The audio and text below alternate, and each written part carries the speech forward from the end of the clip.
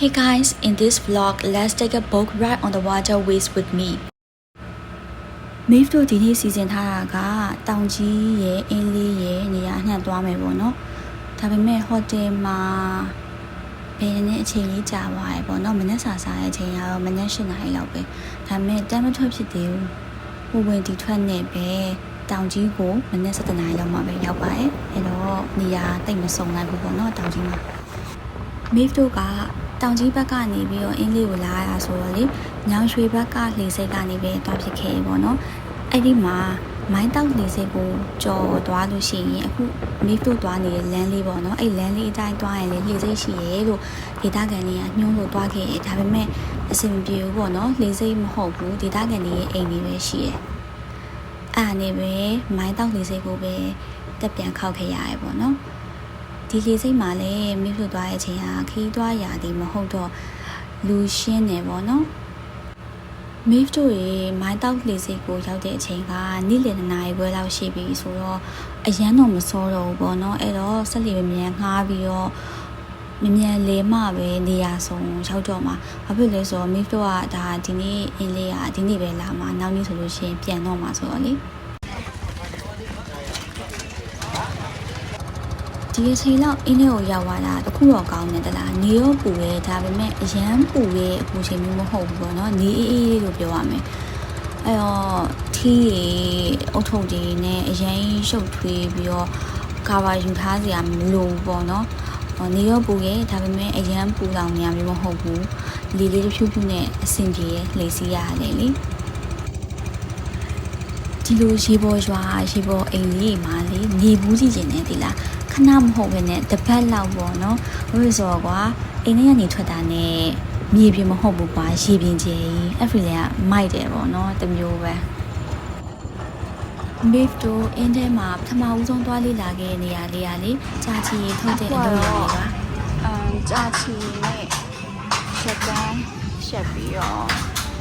အထည်လေးတွေထုတ်ရတဲ့ရက်ကန်းစင်လေးကိုရောက်နေတာပါရက်ကန်းရုံလေးပေါ့နော်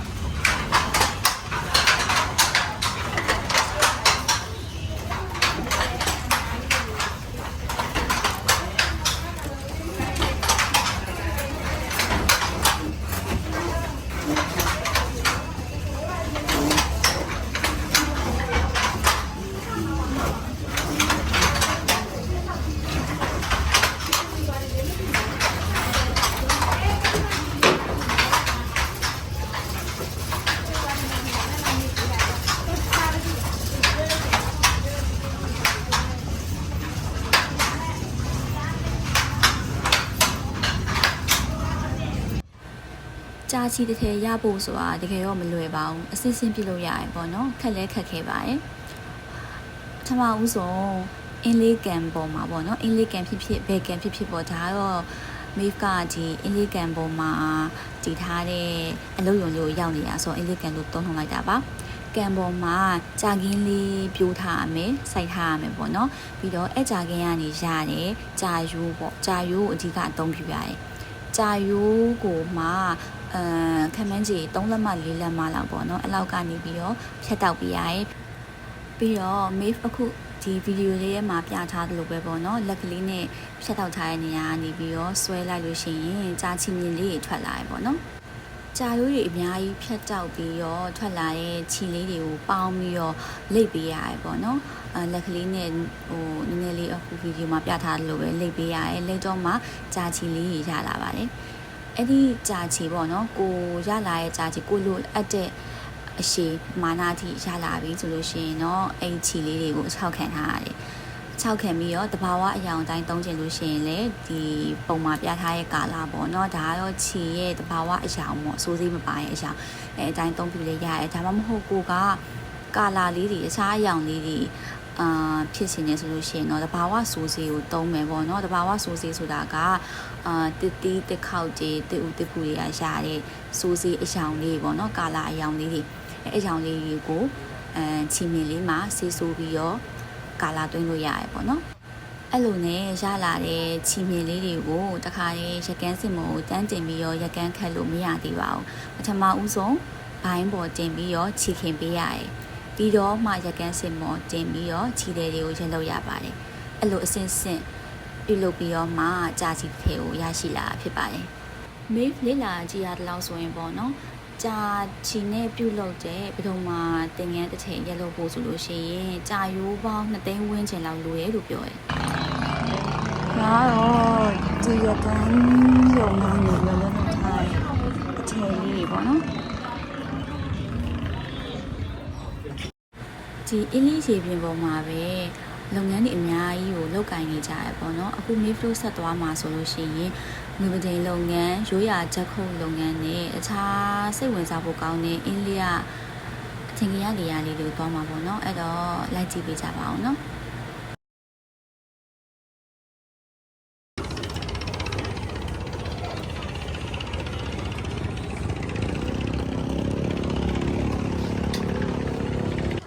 အခု Maeve တို့ရောက်နေတဲ့ဒီရိုးရာချက်ခုတ်လုပ်ငန်းဆိုင်လေးမှာဆိုလို့ရှိရင်လေဒီပဒေါင်လူမျိုးပေါ့နော်တနည်းအားဖြင့်ကရန်လူမျိုးတွေရဲ့ရိုးရာဝတ်စုံလေးတွေကိုလည်းဝတ်ဆင်ပြီးတော့ဓာတ်ပုံလေးရိုက်ကူးလို့ရပါတယ်ဒီဗီဒီယိုလေးထဲမှာပဲအခုလမ်းကြုံပေါ့ Maeve နဲ့လေးလေ့လာထားတဲ့ဒီလူမျိုးစုလေးရဲ့အကြောင်းကိုနည်းနည်းလေးပြောပြချင်တယ်ပေါ့နော်ဒီလူမျိုးစုလေးကကယားပြည်နယ်ဘက်ကပေါ့နော်ကယားပြည်နယ်ဘက်ကမျိုးနွယ်စုလေးဖြစ်ပါတယ်ကရင်နီမျိုးနွယ်စုလို့လည်းသိရတယ်ပေါ့နော်သူတို့ရဲ့တကယ်လူမျိုးစုအခေါ်အဝေါ်ကတော့ကယန်းပေါ့နော်ကယန်းလူမျိုးတဲ့ပဒေါင်ဆိုတာကြတော့ဒီရှမ်းပြည်နယ်ဘက်ကဒေသခံတွေကတဆင့်ပြောင်းလဲခေါ်ဝေါ်တဲ့ခေါ်ဝေါ်လေးလို့သိရပါတယ်သူတို့ကတော့ကယန်းလူမျိုးလို့ပဲသတ်မှတ်ခေါ်ဝေါ်ရလို့လည်းသိရပါတယ်ရှင်ပဒေါင်လူမျိုးတွေရဲ့ထင်ရှားတဲ့အမှတ်အသားလေးอ่ะပေါ့နော်ဒီလေဘင်းရှည်လေဘင်းမှာပေးရတဲ့ကြေးကွင်းပတ်လေးပေါ့နော်ဒါလေးကတော့ဒီလူမျိုးတွေရဲ့ထူးခြားတဲ့အစဉ်အရင်းလေးပေါ့ကဲအခုနောက်တစ်နေရာကတော့ငွေတွေလုပ်ငန်းတွေကိုထုတ်လုပ်ရောင်းချတဲ့ငွေပတိန်လုပ်ငန်းလုပ်ကိုင်တဲ့လုပ်ငန်းနေရာလေးပဲဖြစ်ပါတယ်။ Maeve နဲ့တူနည်းနည်းလေးတစ်ချက်လောက်လိုက်ဆက်စုလိုက်ရအောင်နော်။ဒီနေရာလေးကတော့ငွေတွေကိုပြုတ်လုပ်တဲ့ငွေပတိန်အလုပ်ရုံနေရာလေးပါ။နေရာတော့ငွေတွေစီးကိုတုံးလို့တဲ့ပြုတ်လုပ်တဲ့နေရာလေးပေါ့နော်။အလုပ်ရုံ workshop လေးပေါ့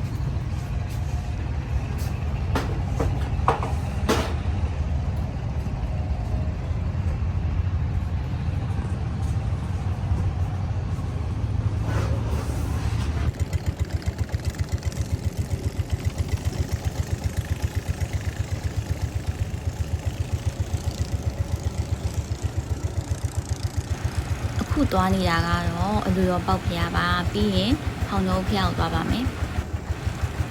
ခုနအစောပိုင်းကတော့ Maeve တို့စိတ်ဝင်စားဖို့ကောင်းတဲ့နေရာလေးတွေကိုလိုက်ပြီးတော့လေ့လာခဲ့တယ်ပေါ့နော်ရိုးရာချက်ခုတ်လုပ်ငန်းကိုသွားခဲ့တယ်ပြီးတော့ငွေပတိန်လုပ်ငန်းကိုလည်းဝင်ပြီးလေ့လာခဲ့တယ်ပြီးတော့ကြာချီဘယ်လိုထုတ်ရလဲဆိုတာကိုလည်းရက်ကန်းရုံမှာသွားပြီးတော့လေ့လာခဲ့ပါတယ်အခုကတော့ဖျားပူရမယ်လှည့်ပါကဲဖျားပူလိုက်ခဲ့ကြအောင်နော်ဟိုးရှိမှမြင်နေရတာကတော့အလူတော်ပေါက်ဖျားပါပြက်ပါလားဒီကျကြုံတာဖြစ်ဘာစိတ်မှနေမရှိတာတော့ အလူတော်ပေါက်ဖျားကိုရောက်ပါပြီဒီလေးလေးရှိတယ်你不说啥鸡不啦？你说三名啊？怎么了呀？我得需要公考先去的。那个要刚才我ချက်တုံးတာ啥鸡嘛？那什么？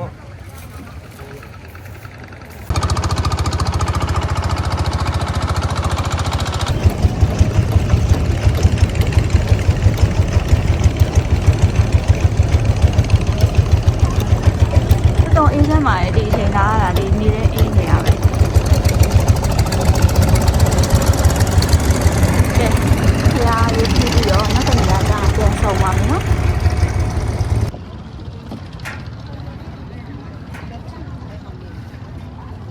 来哪一个呀？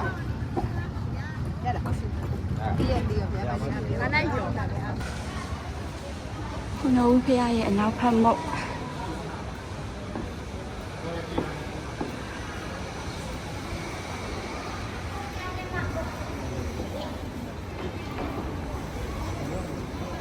မိတို့နည်းနည်းလေးနောက်ကျနေပြီဆိုတော့နည်းနည်းလေးတစ်ခါ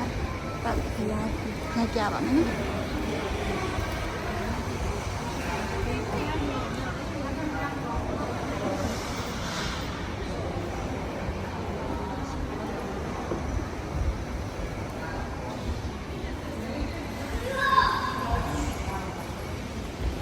你哎呀，你看咱能这样？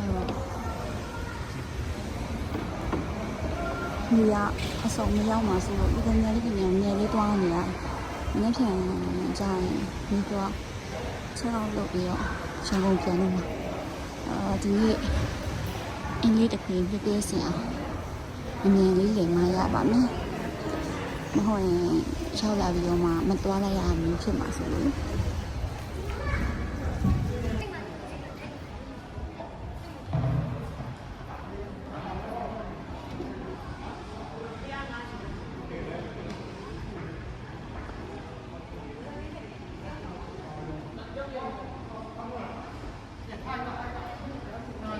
ဒါကတော့ကျောင်းတရားကျောင်းလို့အသိများတဲ့အင်းလေးကဘုံကြီးကျောင်းလေးပါတကယ်တော့လေ MIF ကဒီကိုလာခဲ့တာကကျောင်းလေးတွေ့ချင်လို့ပေါ့နော်ကျောင်းတရားကျောင်းမှာကျောင်းလေးအများကြီးရှိရလို့ပြောကြလို့လာကြည့်တာဒီရောက်တော့ကလေးတွေတိတ်မတွေ့ရဘူးအဲ့တော့နေဆက်စုကြည့်ရဆက်စုကြည့်တော့ကလေးတွေကဒီရေဘေးနဲ့ငလင်ဘေးမှာတော်တော်လေးကိုအသက်ဆုံးပါသွားကြတယ်လို့သိရတယ်ပေါ့နော်ကြားရစိတ်တော့ထိထားရဆိုတော့လေမရှိတော့လားမသိဘူးကလေး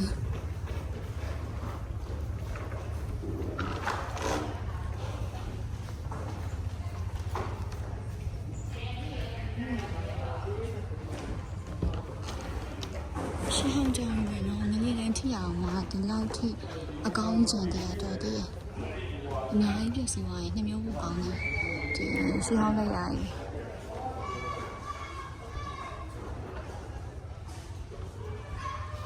တကယ်တော့နည်းနည်းလေးထိလို့အစားအဝတ်ဖြစ်ခဲ့လို့ရှိရင်ဒီစနစ်ကိုလည်းပြင်ဆင်ဖို့လိုမှာမဟုတ်ဘူး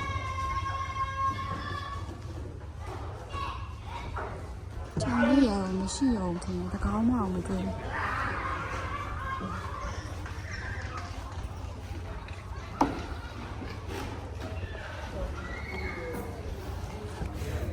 းရှာပါပါဒီမှာတကောင်းတော့တွေ့ပြီဟောတင်နေရကြည့်အောင်ချစ်စရာကြီး Hello Hello မင်းတို့နဲ့လာတွေ့ရပါလူကြောက်တယ်ထင်တယ်ပတ်ရှာကြည့်အောင်မယ်တခြားဘယ်နားမှရှိအောင်လဲဟိုးမှာတကောင်တွေ့မီးကိုလေးလားဒါကတော့ကျောင်းတရားကျောင်းရဲ့အဝင်ဝလေးပေါ့နော်ကျောင်းအဝင်ဝလေးအရန်ตายရတာပဲတစ်ချက်လောက်ကြည့်လာအောင်ဟိုးနောက်မှာတောင်တန်းကြီးရှိရယ်ပြီးတော့ရေပြင်ကြီးရှိရယ်ရေပေါ်မှာမှစာအုပ်လေးစောက်ပြီးတော့နေရတာကွာကဲဒီနေ့တော့ပြန်มาတော့မယ်နော်အင်းထဲမှာလဲစရာကြီးလဲကုန်ပြီမိုးလဲချုပ်တော့မှာဆိုတော့လေနေဝင်ချိန်လေးကိုခန်းစားရင်းနဲ့လေးလေးစီးပြီးတော့ပြန်มาတော့မယ်ဒီနေ့ကံကောင်းတာလေးတစ်ခုကမိတို့အခုပြန်နေတဲ့အချိန်မှာလေမိုးဘွားလေးကြာနေတွေ့လားမိုးကအရန်တက်ရလည်းမဟုတ်ဘူးမိုးဘွားကြာရုံလေးပဲအဲ့တော့ဘာဖြစ်လဲသိလားစက်ကြည့်လိုက်လေနော်ဟိုးမှာတွေ့လားတက်ကြရင်လေမိတို့ဒီနေ့အင်းလေးကိုလာခဲ့ရတာအင်းလေးရေပြင်ပေါ်ကနေဆန်းဆက်ကိုလည်းကြည့်ခဲ့ရတယ်တက်ကြရင်ကိုလည်းမြင်ခဲ့ရပါတယ်အပြန်လမ်းမှာတော့အရန်စိတ်မကောင်းစရာဖြစ်တဲ့မြင်ကွဲတစ်ခုကိုလည်းတွေ့ခဲ့ရတယ်ပေါ့နော်ငလင်တန်တင့်သွားရဲ့ရေပေါ်ဟိုတယ်အစာအုပ်ပြက်တွေပါမြင်နေရတာလေဟိုအဲ့ဒီမှာဘယ်လိုများခံစားမလဲပြန်တွေးပြီးတော့စိတ်မကောင်းMIF တို့အင်းလေးကနေညနေ6နာရီလောက်မှပြန်ထွက်လာတာပေါ့နော်ဒီကလောမြို့ပေါ်ကိုည7နာရီလောက်မှပြန်ရောက်ပါတယ် Bye everyone I will see you in the next video